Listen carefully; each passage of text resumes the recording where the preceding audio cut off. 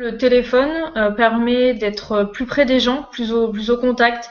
Il est très utilisé, très pratique dans les foules, par exemple, où il est moins invasif et plus pratique à manier qu'une caméra. Donc dans les manifestations, dans tous les sujets un peu de société où on peut être à proximité des interlocuteurs, il est souvent très utilisé. Il y a des endroits où tu peux aller aussi qu'avec ton téléphone.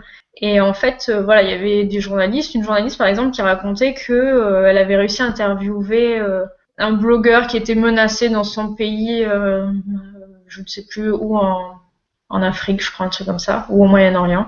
Et en fait, il lui a dit, ouais, ok, si c'est juste toi et ton téléphone, c'est bon, ça me va. Mais voilà, il voulait pas de caméra, il voulait pas de gros dispositifs. Et elle a aussi pu entrer comme ça dans une église de scientologie où en gros ils voulaient pas les caméras, mais ils étaient un peu plus en confiance par rapport à son téléphone. C'est un outil où les gens, voilà, ils se sentent plus rassurés par un téléphone. Peut-être qu'ils se rendent pas compte totalement que ça peut être aussi très professionnel, donc ils ont un petit peu moins peur et ils te laissent parfois plus facilement entrer dans certains endroits.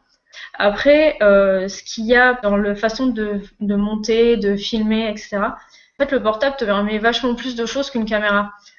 Parce que il y a des plans différents, des plans un petit peu insolites. Le téléphone, c'est très pratique, donc tu peux l'accrocher n'importe où. Il y en a un qui m'avait dit ça, tu peux l'accrocher au fond d'un bol, dos à ton sac, et ça fait des plans un peu, voilà, un peu inattendus. Il y a quand même quelques limites. C'est que le son souvent est pas extraordinaire. Il faut ajouter des micros additionnels et travailler un peu sur le son pour avoir un son correct. Et il est pour l'instant le téléphone est encore aussi pas exceptionnel en basse lumière. Dès qu'il fait un peu nuit, voilà, c'est pas terrible.